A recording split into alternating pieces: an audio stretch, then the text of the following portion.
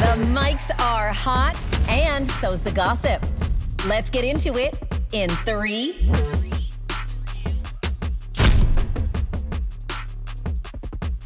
Welcome to In 3. I'm Danielle Graham. And I'm Caleigh. We've had a really eventful week We sure have. since we last sat on this couch. Danielle is now officially a professional gambler. Okay. It did come out a little bit over the weekend. It did. I saw a whole new side of you. We went to the King's Plate horse races. Yes.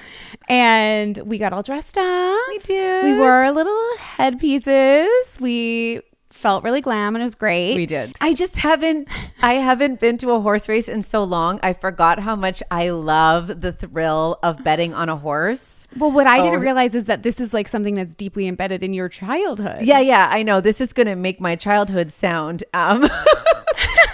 questionable, but I used to go as a kid with my dad, and I loved it. Yeah. And there were kids there on the weekend, whether or not they were. I think it's actually a really cute activity for kids. I mean, obviously there's like cute animals. Yeah. And you can kind of get a little bit competitive and choose. It's almost like a video game, like choose your player. Exactly. Right? And that's kind of what we did. We did. At one point we thought I won extremely big. We thought that you had the ticket.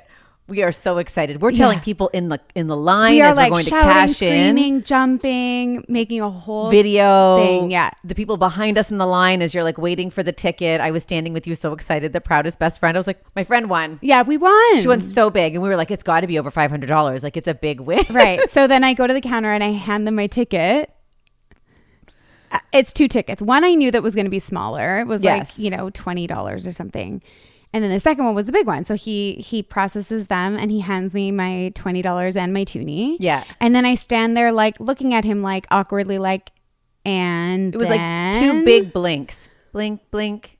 Where's the rest of it? And I'm sort of looking around and he's like, that's it? Like kind of like Miranda Priestley. That'll be all.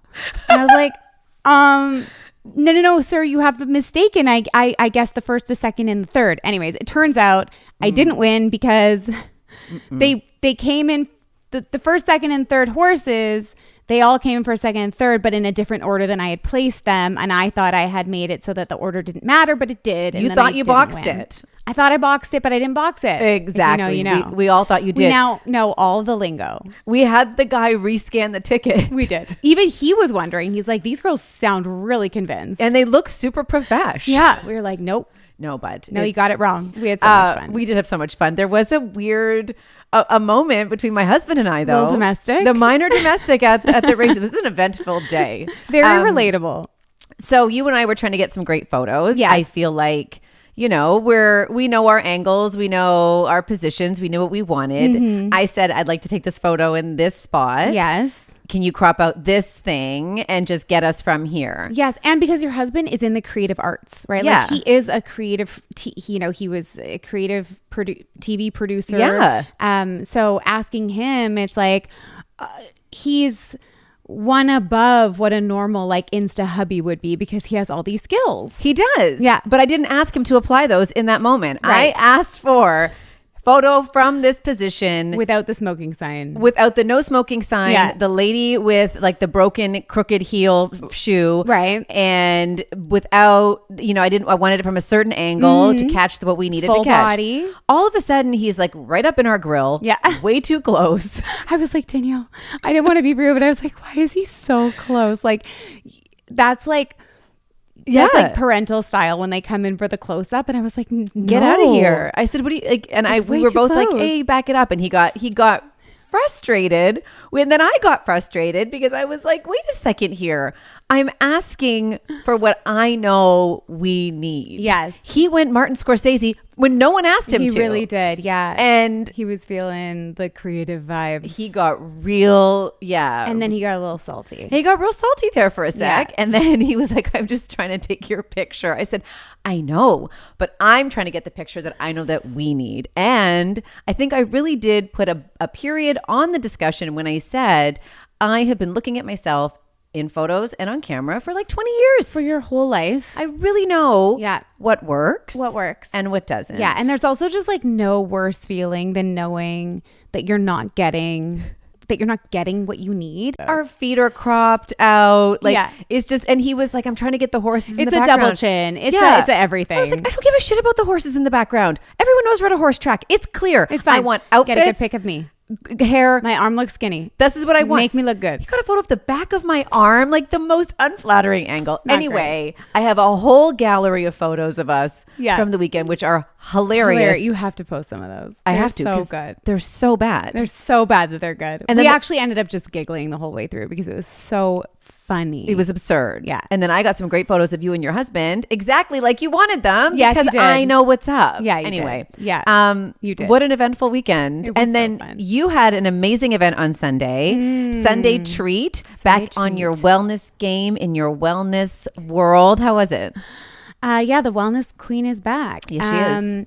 I hosted my first wellness event in Toronto in 5 years. Whoa. Which was crazy. Yay, you. So proud of you. Thank you. It was a big one. And I'm proud of myself. You should be. It was a great day. And I forgot how much I miss teaching. So now I'm like, do I have to teach a regular class now? Yes, now I'm please. asking all kinds of questions. But no, it was a beautiful day. Thank you. Nobody teaches a class and gets a group rallied like you do. It's kind of true. You've had me do things I swore I would never do, running up and down suicide hills Oh my with God. burpees. Remember all that? Oh, God. Working out in your backyard. Yes, I You wear are that like so a badge good. of honor. Yeah. that I really got you into group fitness for a while. Yeah, there. you did. Yeah. You are my gateway. Yeah, You are it. I'm proud of you. Sunday treat. So fun. Thank you. All right. We've got some news to get to. We do. Okay. I'm sure you saw, Cal, that And Just Like That is finally being put out of its misery. Oh my God! Yes, it's being put down. It is. Okay. How do you feel about this? Honestly, I'm relieved. Okay. I'm relieved for the whole production. I don't know how. I really don't understand how they took a show that was iconic. Yes. And made it unwatchable. Right. It's like one of the eighth wonders of the world. Like, how did you do this? How did you ruin this How did thing? you ruin it so badly? Yeah. But I've got to say, I'm actually so sad it's over. What? You are the only person. I might be the only person. I am so like, it's just like, I don't care how bad it is. I love seeing those women on my TV screen. Oh my God. I know. And I can't believe you finished. Am I the only one? I Yes. did poll our audience. Let And me what tell did you they what say? said. No, what? Oh, you're sad? 50% of the poll on our In3 Instagram page said, no, it was bad and I'm glad it's finished. 50-50 though. 50. It's 50 you, 50 me. 30% said, I hated the reboot, but I'm still devastated it's over. And then 20% said, which is actually kind of shocking, said, loved it all and I'm heartbroken. Oh. I'm not in a loved it all and heartbroken. I'm more in a I hated the reboot, but I would still watch it and I'm devastated it's over. Right. That's I just love these girls. It's so nostalgic. I know. And I'm sad for the brand as a whole that they ended on such a low. it is what it is. I remain sad, but I know I'm on an island on my own you're- as usual in my weird hot takes about things. I love there that you about go. you, though. Yeah. But you know what? The palate cleanser would be go back and watch the original, and then in your heart, it'll feel like it ended on a high note. Always. That's how it'll go. Always. What I also have a hot take on, which you might share, is that I would love these rumors to be true about Miley Cyrus hosting her own daytime show. Hell yes. Yes? Yes. Yes. For a million reasons. Okay. Miley Cyrus is rumored to be in talks with NBC. $60 million, which I love for her. It's going to be in the vein of this Kelly Clarkson kind of Drew Barrymore type of show, performances and interviews. And Is Kelly with NBC?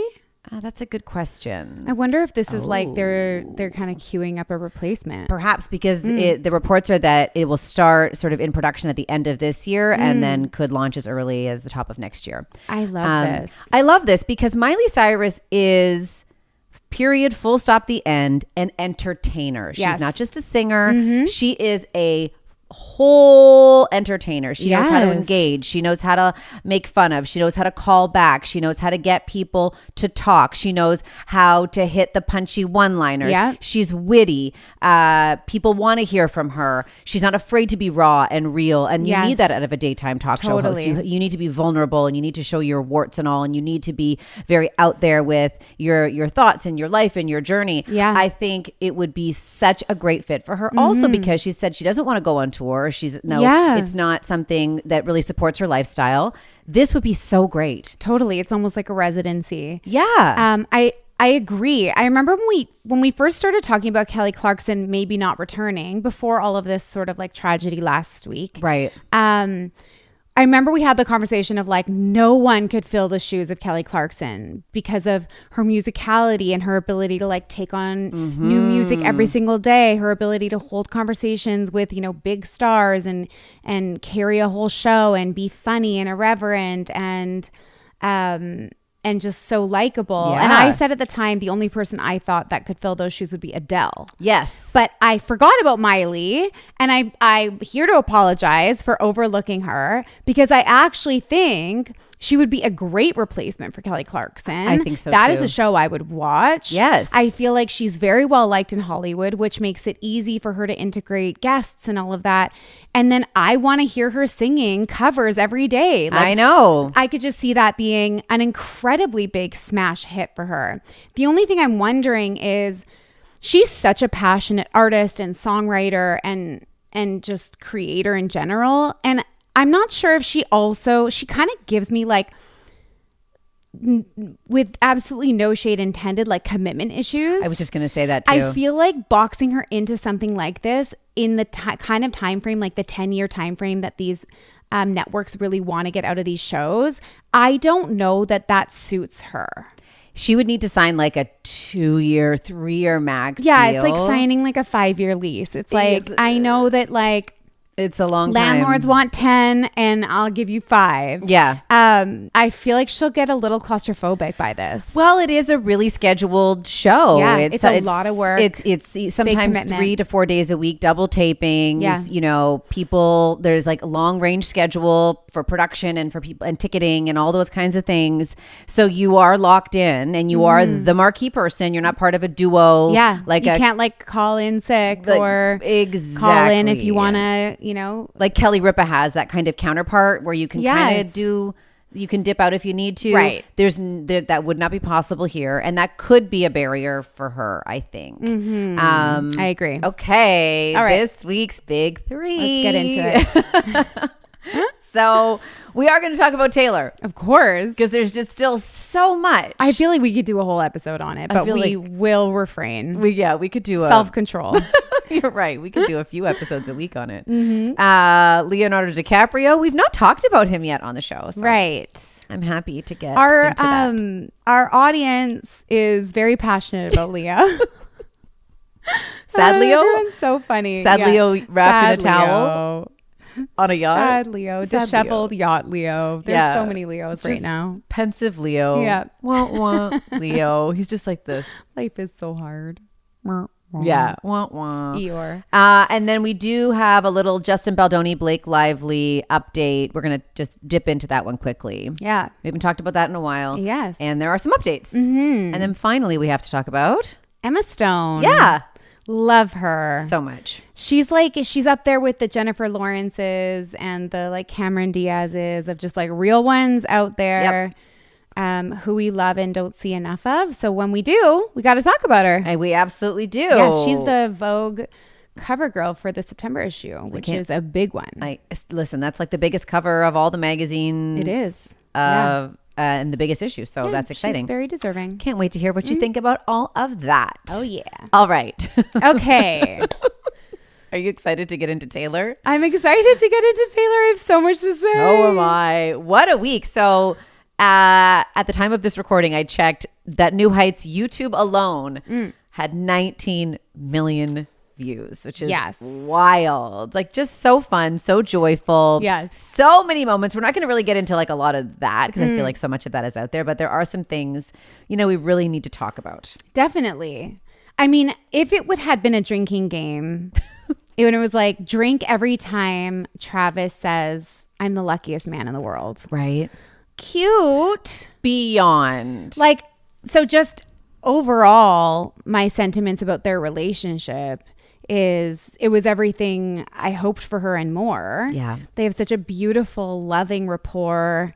They talked a lot about like intimate moments at home, just in passing, right? Yeah. Like when she came to tell him that she sold her master, or she bought her master's back, and he was playing video games, and, you know, they were hugging and screaming together.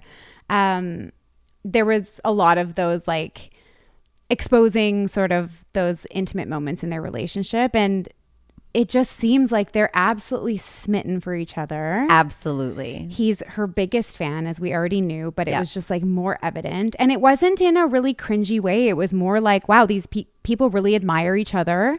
He seems a smidge more smitten. Yeah. Like he was really, really like Effusive. so much so. And Yeah. it was so nice to see. And there is such an ease between the two of them. Really, yes. And not only between Travis and Taylor, but Travis and Jason. And Taylor and Jason, I thought. That's what I too. meant. Sorry. Taylor and Jason. They was like this brother or it's in the sister-in-law family. thing. Yeah. Very much very jokey, and everyone's in on the joke. Yeah. And they all talked about each other's extended family. Like Jason was talking about Taylor's dad and like all of that stuff. So it's very clear that they are, if not, you know, already well on their way to being completely firmly established as a forever thing. Yeah. Like, you could not convince me that these two are not spending their lives together. No. And I think the access that she gave to them, as we talked about last week, is a huge indication of that. It was remarkable how much access she gave for a person who's incredibly private, and incredibly calculated, and incredibly, you know, withholds a lot. This was a huge all access pass. First podcast ever. 2 hours long and covered everything. It is amazing to me. This is why I love this medium so much. The way people open up on a podcast. Yes. It is so much different than what happens. Obviously, she knew there was a camera on her, but it's just different. Yes. It's different. We've seen it. Yeah. People open up in a much different way and feel, I guess they just feel a little less inhibited, or just they feel there's less of a barrier or boundary there. Yeah. It comes down a little bit when it's in this kind of platform. I love it. Yeah, and I think it's like you can kind of ramble. Like when you're on a Jimmy Fallon, or, you know, an Entertainment Tonight, or whatever, those types of formats, they're very structured. It's like you have 2 minutes to get this one little story out that you've already told the producer. That's right. And you've done your little rehearsal, and you're playing to the audience, and you're pausing for their laughter. Yes, exactly. And in the case of a long format podcast, it's just like you can kind of ramble, which at the time of listening, I kind of felt like they all lost the plot a couple times. They did. I was like, okay, so, you know, we've been talking about this a lot on our podcast about, you know, what's too much information, what's enough information from these big stars, and what's too little information. And there's sort of this line where I feel like there's like a sweet spot, you know, where it's like giving information and allowing people into your world a little bit, but not giving so much that you're sort of like a common person. Right. So while I was listening, I was like, what are they going on about? Sourdough and sports stats and her dad's like EKG results. I'm like, what is going on? Like, literally, I'm not even joking, for those who haven't listened to it fully. Like, these are the topics they covered. Yeah, some of them. Okay. So in the moment, I remember messaging you being like, it's very long. Yes. And it's a little much. Like, I don't need to know about your dad's EKG. I'm so happy that he's healthy. Me too. Like, right? Yeah. And then I have to say, I underestimated our girl. And, and how dare I? How dare you? And how dare I call myself a new Swiftie and underestimate her to this level? Because it turns out that she was not rambling. This was not random. No, it wasn't. And none of it was by accident. Every single thing, down to those throwaway comments that she would make about like, oh, I've been to 47,000 countries, like it feels like, or, you know, I hope my parents live to 186, or thanks for that 40-second intro. That seemingly and delivered in such a throwaway capacity were very much the Easter eggs. They were there. All of them. Happy hunting, everybody. No, it's crazy. I know. And now, I had an event to run. We had betting to do, and all I could think about was the numerology of Taylor Swift Easter eggs on that 2-hour, what seemed to be rambling podcast that wasn't rambling at all. No, it was planting. Now, she did make it clear on the podcast that all the Easter eggs, which she thoroughly enjoys, and as a Swiftie now, you have to love them. It's so much fun to go looking for them and interpret them. She did say, she made it very clear, they're never about my personal life. They're always foreshadowing to what I'm working on, projects and events and things like this. I'm so glad you mentioned the sourdough, because I do want to go back to last week. We recorded last week's episode before the New Heights interview came out. Yes. And even though we knew she was going to be on the podcast, we didn't know a whole lot. You at that time, days before it came out, said, do you think she's going to do the Super Bowl? Yeah. And I was like, no, I don't think so, because we talked about him being so focused on this season and he needs to really keep his head down and really win.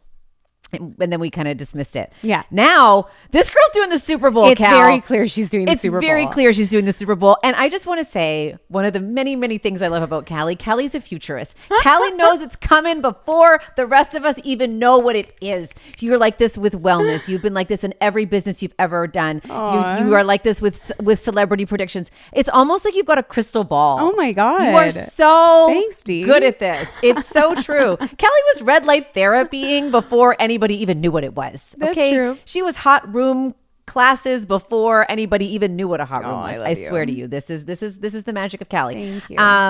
And you called the Super Bowl. So now, explain this sourdough of it all. So number one, I love that Taylor's on her granny shit. Well, I was kind of like, oh my gosh, she's talking about sourdough. Danielle's going to be so excited. So like happy. all I could think was like, Danielle's going to be so excited about the sourdough talk. All the, what is it? The riser, the starter. The starter. Yeah. And like all of the things. They went into so much detail about the sourdough. And I was like, Danielle's going to love this. I love this. And she's into sewing. These are all things I love. And I love that she makes granny hobbies cool, because I love my granny stuff. These are my favorite things to do. I love a project. I love a DIY. I love a garden. I love sourdough. Anyway, she said she thinks about sourdough 60% of the time. The San Francisco 49ers are hosting the 60th Super Bowl. And their mascot, Sourdough Sam. What?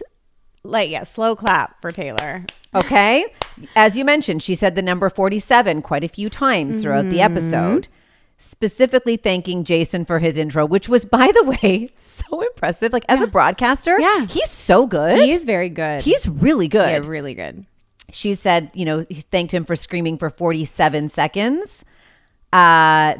Where the Super Bowl is being held at Levi Stadium was Taylor's 47th stop on the Eras Tour. It is happening. How do we get to the Super Bowl? That's the question. Great question. But then is she going to perform even if they don't make it? That's the thing too.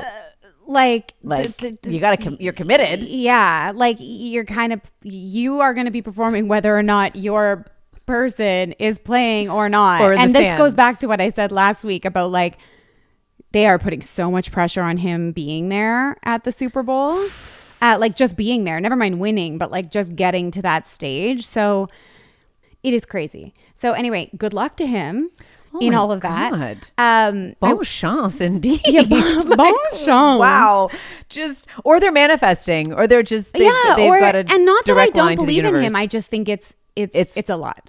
My question, I guess, with all of this, I do believe she's going to be performing at the Super Bowl. My question is she making sourdough at all? Or was this just part of the... So now I'm questioning everything. Oh. Is it even authentic what she was saying? So I thought it was so authentic that it was almost like a little awkward. Now I'm questioning, now that I know that everything was a rehearsed bit about getting this number in here and saying it this way and doing it that way and talking about sourdough 60% of the time, all this stuff. Was any of it real? Yes, I believe it is. Well, because she loves baking. She's always loved baking. Her love of baking has been well documented and talked about. She gets obsessed with one kind of thing, fixated on nailing it. Okay. So I do believe she's baking sourdough, and she had the right language. So unless she did like a ton of research, it was just a lot of talk for it to be just for that one thing. So because she had to really flesh it out for you to feel that egg, Yeah. that Easter egg in Yeah. there. If she Yeah, just yeah, started yeah. dropping it without all that context, then it would be more obvious. It needed to be hidden a little bit in the bread making. I need to tell you the thing I'm most excited about with this album. Oh, tell me right now. Okay. And of course, it has to do with the pettiness. You know I'm ready to be petty. I know. So get ready for this. So, okay, the album is called The Life of a Showgirl, and it's the theme is orange. Yes. There's another album that's also orange that starts with the same words, The Life of, and that is Kanye's album called The Life of Pablo. Okay? The Life of Pablo had the song Famous on it, which was one of the major reasons behind Taylor's big breakdown before Reputation came out, right? Because in the song Famous, basically the lyrics are, I made that bitch famous about Taylor. And then he did a video where he had a lookalike or an AI generated like naked version of Taylor. She then said in the media, I'm not comfortable with this. Then started a war between Kanye, Kim Kardashian versus Taylor. Life of Pablo, that album, and the song Famous was a huge dark point in Taylor's life. Big time. And she is nothing if not a long game petty player. My girl. She names her album The Life of a Showgirl so that any future person looking for whatever album with the words The Life of, her album will come up first now forevermore. Top search, first 10 pages. I love it. Genius. Well played. Oh, that is so good. Like in all of her genius and her mastery and her beautiful poetic skills and all the things, that bitch is just petty. She's petty. She's getting revenge in the best way that she can. Exactly. In the work. In the work, exactly. In the work. Oh, we love it. I love it so much. I love it. So good. I have one minor grievance. Okay. From this week. We love. I just want to clarify, we love. But another announcement came out earlier this week, right? On the website. Right. So I'm sat at my computer with my lunch watching this purple glittery screen. I'm like, oh my God, it's purple. It's a new color. What does it That's mean? coming in. We're getting album, we're getting orange and green, but now it's purple. Single. Oh my What's it gonna gosh. be? What could it possibly be? Another countdown? I'm thinking it's a companion album, The Right. Death of a Showgirl. Right. And I was like, oh my God, it's another album. This is crazy. This is not 12 songs. We're going to get 24 songs. We're going to get 2 albums. This is wild. Yeah, And best then day I'm of my sitting life. there and then the screen comes up and it's like, you can pre-order this, shiny vinyl version with new artwork. And I was like, no, this was not countdown worthy. We didn't need a countdown for this. You can't abuse the countdown. Not that closely to the big countdown of the announcement of Yes. the album. Yes. This countdown was a wah, wah, wah. Wah, wah. It was wah. Now people are saying that this didn't love it. version, so it was an alternate art, Yes. album art. Super sexy. Very sexy, much better than the first one, Yeah, I might say. I'm gonna agree. I didn't like the first one. Second one, gorgeous, sexy, everything. It's apparently called the Shiny Bug version. Yeah, it's like And a shiny people vinyl. are saying the Shiny Bug is SB Super Bowl. Like everyone's Okay. saying that it had its own meaning. Okay. Again, you're right. It didn't need a countdown. I think that like we need to use these sparingly or we're going to become a little bit desensitized. And she always does. right. Her countdowns are as climactic as they are, Right. because they're so rare. They're scarce. So that was a miss. too many. A miss. A bit of a miss. I got to say, I'm loving this sexy era for her. Love it. It really feels like she has very intentionally never shown a lot of skin. Like you see like the top of her midriff and that's really it. Never even the belly button. Never the belly button. And now we are seeing her belly button. We're seeing upper thigh. We're seeing like a whole very, very sexy version of her. And I love at 35 that she's claiming her body in Yeah. a way that she hasn't before. Me too. In a world where, 35 for a pop star is considered over the hill. Great point. 25 would have been when people would have capitalized on the sexiness. And now she's 35 and going, nope, you're wrong. not in this world. In this world, we celebrate that 35-year-old body, and I've never felt sexier. I've never felt more confident, and look at me now. And I love that. I love that too. Yeah. Oh, I can't wait for the Super Bowl this year, Cal. So excited. I really hope Travis is there playing on the field. Against my Buffalo Bills. That's right. Exactly. I have my team. Exactly. All right. Leo DiCaprio. Guess where he is. If you just had to like hazard a guess where this man is right now currently. On a yacht. Is he ever not on a yacht? He's never not on a yacht. No, does he live on yachts in various locations? I really think he does. Oh my God. Like This man he's never met a party in the south of France on a yacht that he didn't love. accompanied by a 20-something model in a teeny triangle bikini. She looks great. She looks great. This is his girlfriend. What is her name? Vittoria? Forgive me. Vittoria Soretti. Yeah. 27-year-old supermodel. Yes. They were seen 27. 27. 2 years above 25. We're getting somewhere.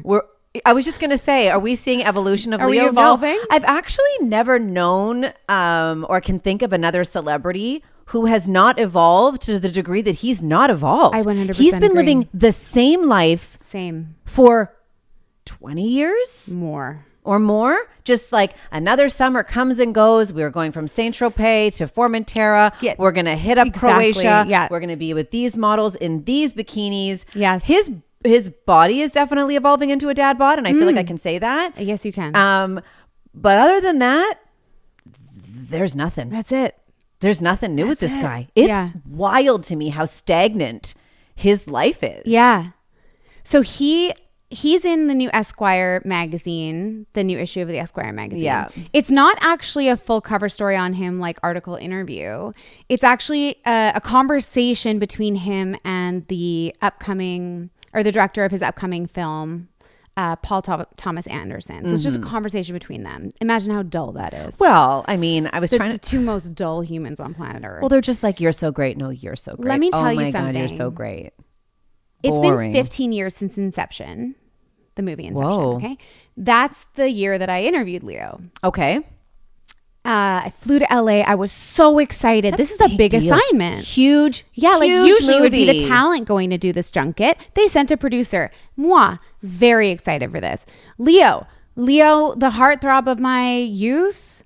Leo, Romeo, Leo, Yeah. like Growing Jack, Pains, Leo. Leo. Like this is my guy at the time. I go to interview him 15 years ago.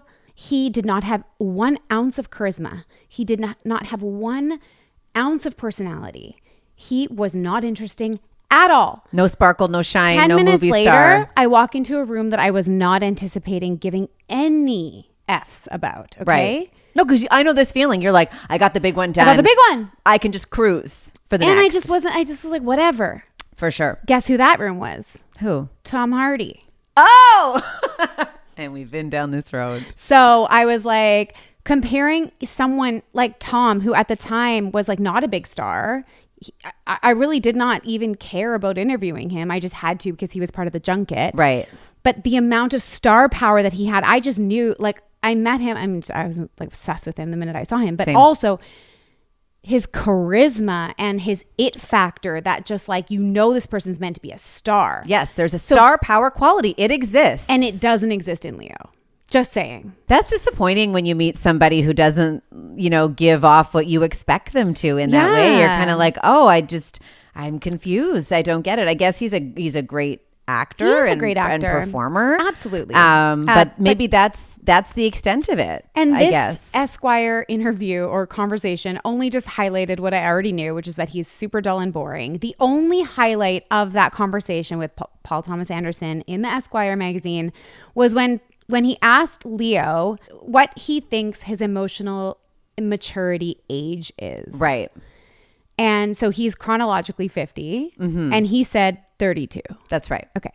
I What's actually love the way the Yeah. question, I love the way the question was asked because it was, if you didn't know how old you are, Yeah. how old are you right now? Like the first thing that pops into your Yeah. mind, your first You're reaction. right. So if you didn't know how old you are, how old are you? 27. 27. That's mine. No way. 27. Yes. Is how I always feel like my response should be. And I loved 27. Yeah. I don't know why I chose it, but that's crazy that we have the same one. 27 perpetually in my heart. The difference between I can't speak for you. I think I can, but I'll only speak for me in this moment. The difference between me feeling 27 and Leo feeling 32 is I feel 27. I loved that age. I feel connected to that age. I feel younger than I am, just in my skin and in my soul. But I'm not going to nightclubs the way that I did at 27. And I don't want to be 27. Yeah, my behaviors are not the behaviors of a 27-year-old. No. Which is, I think, a drastic difference from how Leo... Like, he's still out in the club and on the yachts with the young girls. Yes. And at like Burning Man, jumping around at 50. Yes. And I think he thinks that this emotional 32 age kind of like defends that. It's almost like an excuse for it. It's a justification for Peter Panning. Right. And I've dated a Peter Pan. Right. And that Peter Pan that I dated is still living the exact same life. See him every week. You see him, you know exactly who I'm talking about. Same neighborhood, same everything. He's like bought a new shirt since then either. No. Doesn't fit. No, stuck in the same wardrobe. Yeah. Sort of time capsule. Yeah. Everything is the same. And then I think about when I talk about myself feeling 27 and that first instinct, it's not because I want to be back there or I haven't evolved past that. It sometimes it's hard to reconcile that I am, in my 40s and I'm a parent and I have responsibilities. I didn't have any of those things at the time. So my carefree self kind of feels maybe 27. Yeah. But I don't pretend to be, nor do I want to look that way, or like none of that is what it is. His is he wants to stay there. Right. And actually when he was asked about, then the question was, you turned 50. Is this a chance for reflection? He deflected that whole question. Yeah. He was like, oh, you want to talk about age? He didn't even want to talk about it because he knows the conversation around him is, bro, it's time to grow up a little bit here. Or where is the growing we gotta up? Move where on. we got to move on. Yeah. And when he took this interview or whatever this was in conversation with, Yeah. he said, oh yeah, I'm on a yacht in Croatia right now. Like, Yes. which is actually hilarious to me that he's just calling it out. Yeah. But at the same time, this is a guy who has claimed to be for the planet. Right. Wholeheartedly, like in his Oscars And acceptance still. speech. But and still. Okay, I was going to ask you, has he said anything about the planet lately?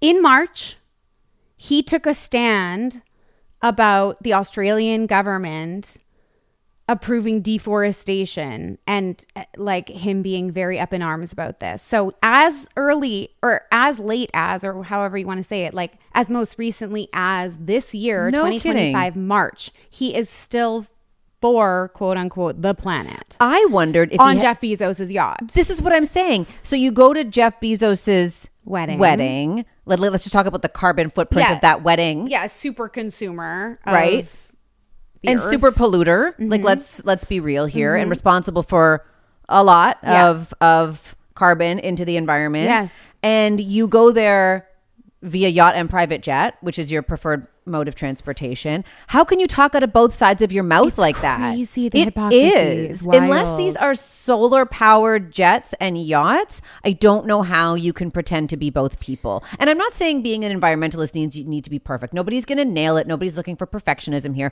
But what I am looking for is not 4 yachts this summer. And there have been 4. I looked it up. Yachts are a deadly environmental toll. Yes. There's no way around it. So I just don't buy any of it. Yeah.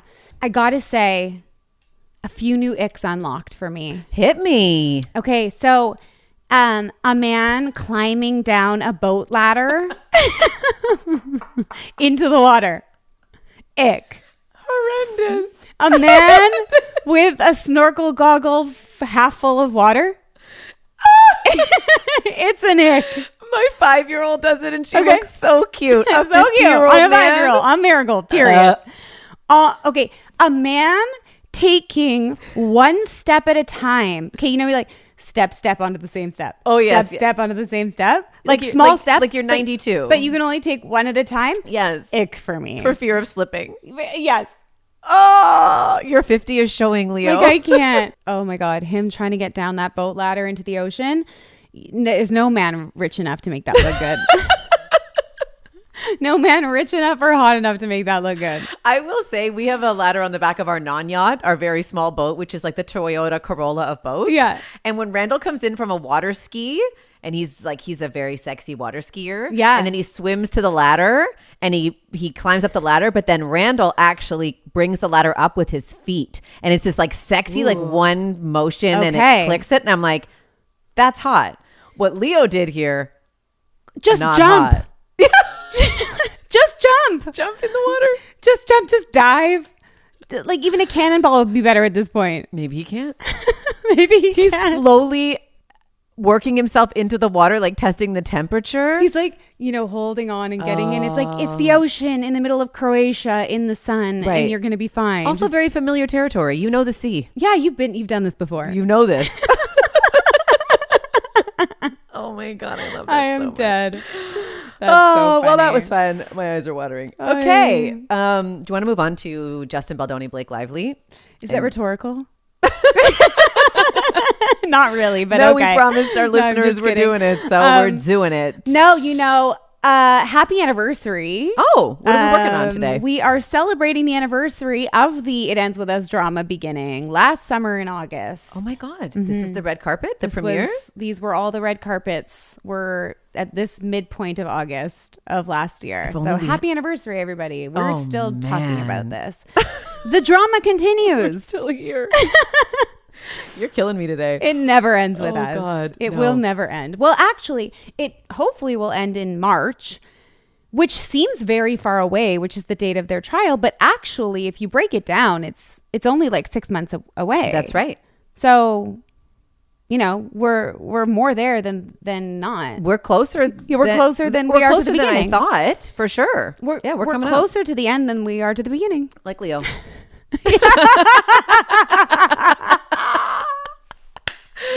We're on the back nine, folks.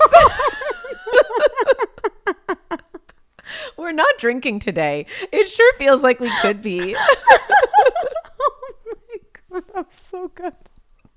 Ooh, that one got me. I am done for today. I am gonna have to watch that over and I am asking a over. lot of these lashes right now. Oh my God.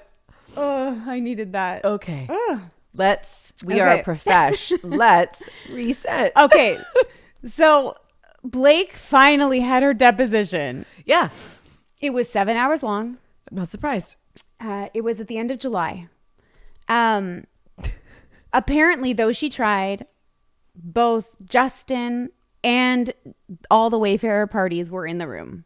Okay. So that she did not get her way on that. However, after the deposition, in his Trolly McTrollerson way, her lawyer, Brian Friedman, tried to publicly release the transcript from her deposition. His lawyer. Yes, sorry. It's okay. His lawyer said, He did? yeah, he tried to release the transcript. And Lyman, the judge, said, no more circus. So she got a slight win again with that.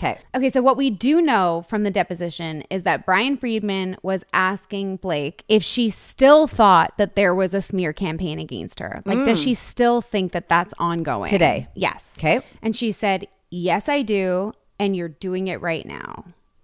All of this is orchestrated to make me look bad. So she does. She still believes that there's a smear campaign. She still believes that there are content creators out there being paid by his team to make her look bad.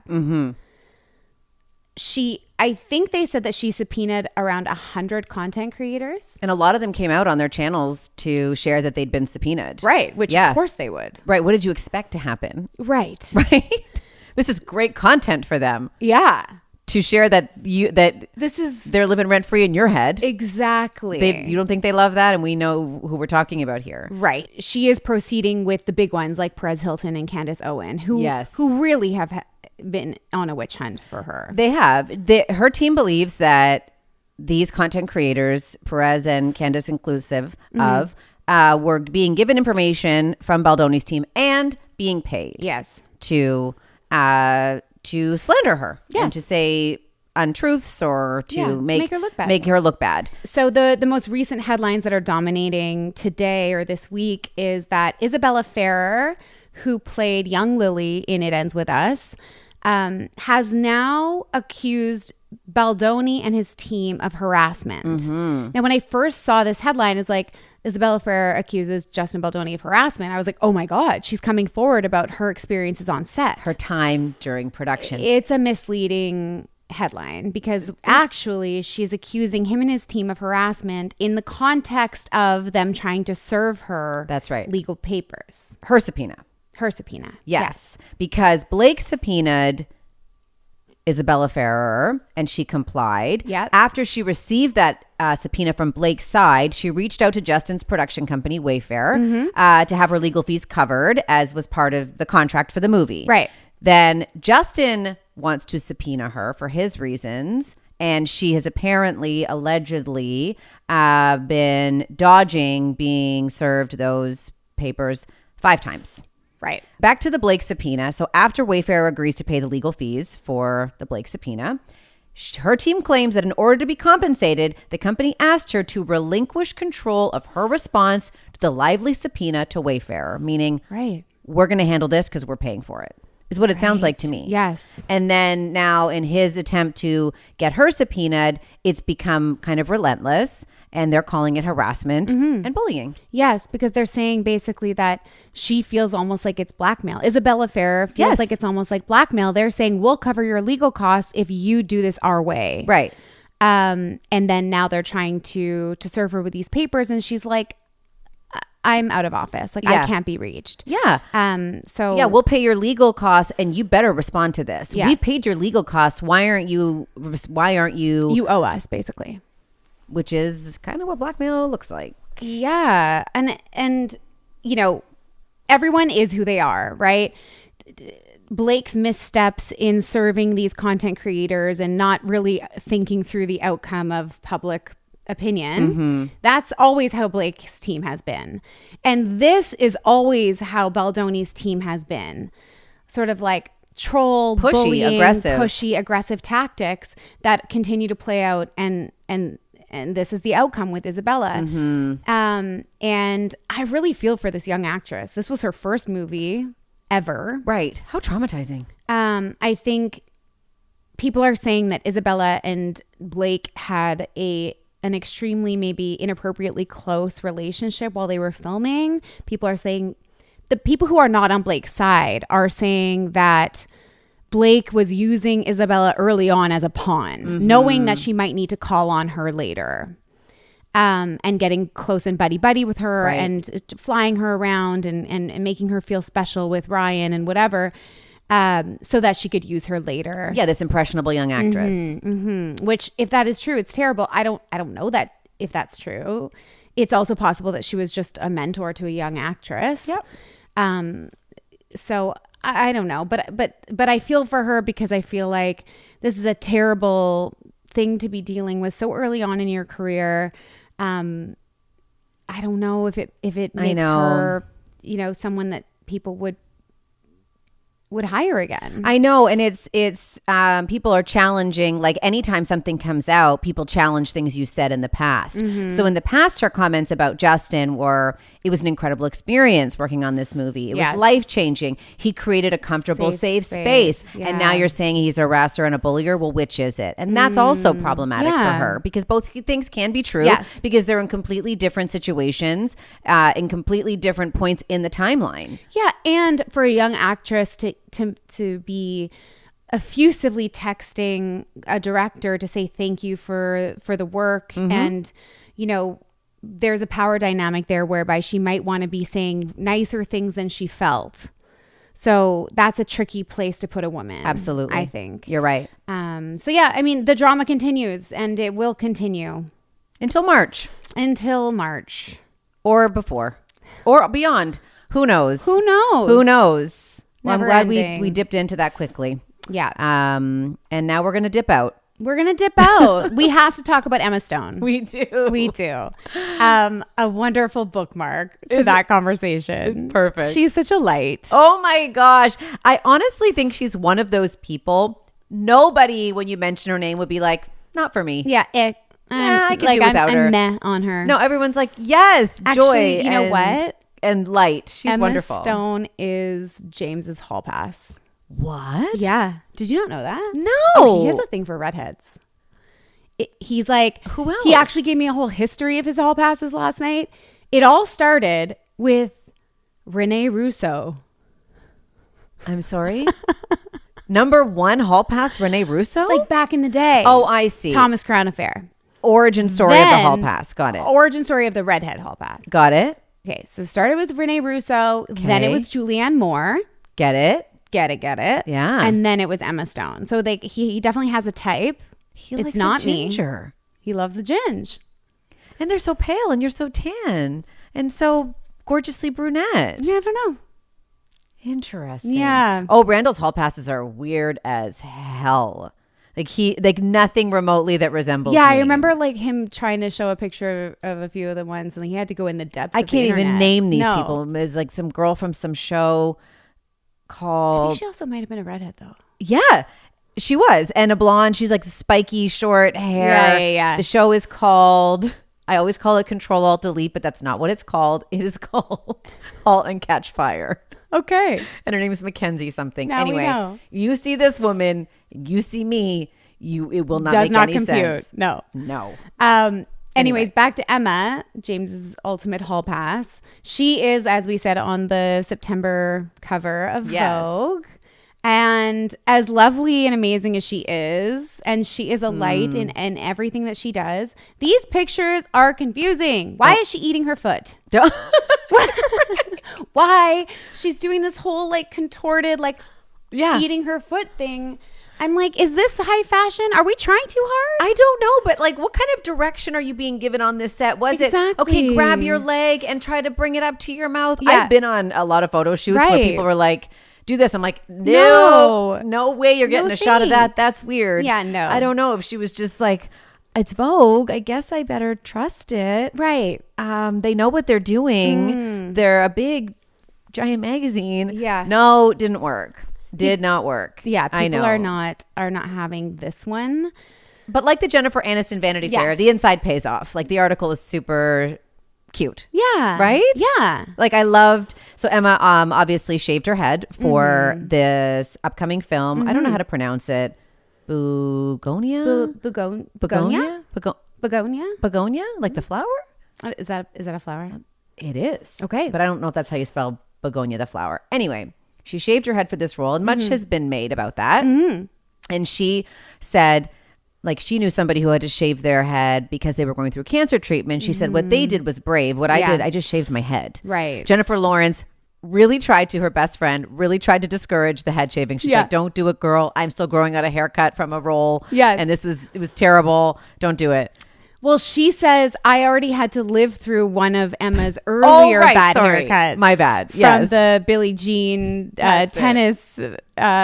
movie. So she's like, no, not another like traumatic haircut that I have to basically support you through, which is very relatable. Which is why you didn't I was want me there to for cut you with bangs. the bangs. Yeah. It worked out well, but it could have gone the other way. And I was like, okay, I will put my best friend boots on and I will do my best to support you through this. And that's how Jennifer Lawrence was feeling about this shaved head. Which is a great friend. Yeah. And I so thank you for your service. And I think I've been pretty good with my You really non-bang. have.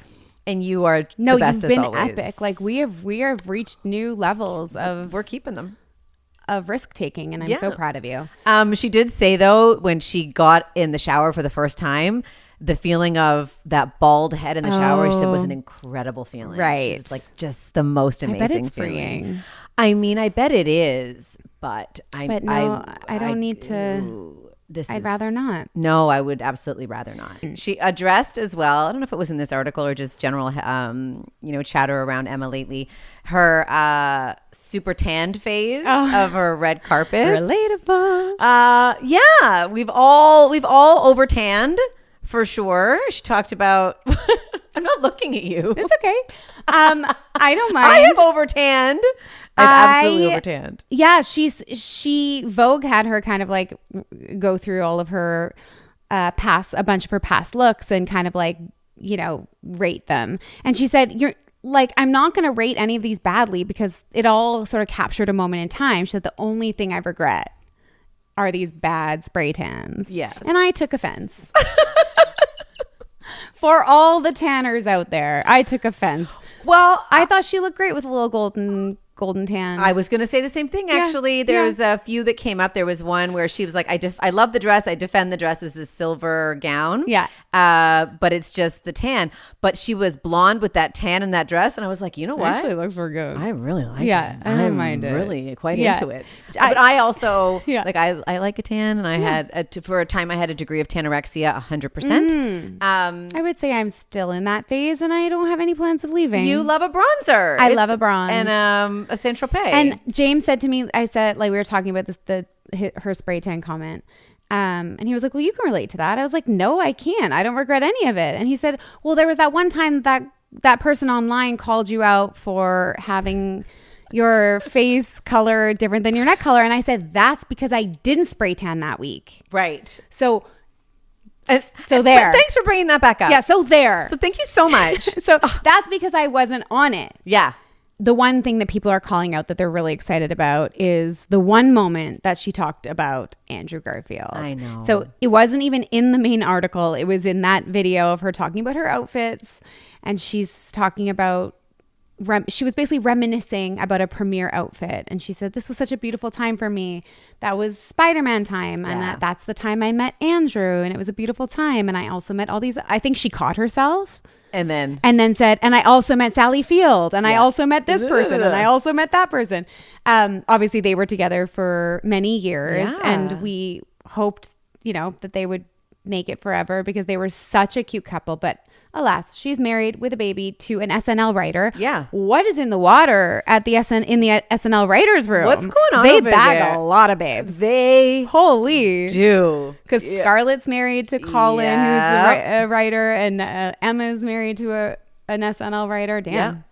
I mean, we know we have Doing something right. I mean, but funny is You've got to make me laugh. I know. Yeah. That's what Leo doesn't have going for him either. Well, absolutely not. certainly that. not. Certainly He takes not. himself way too seriously. Well, it was great to be, caught up in Emma's world. It was really nice. Yeah, always.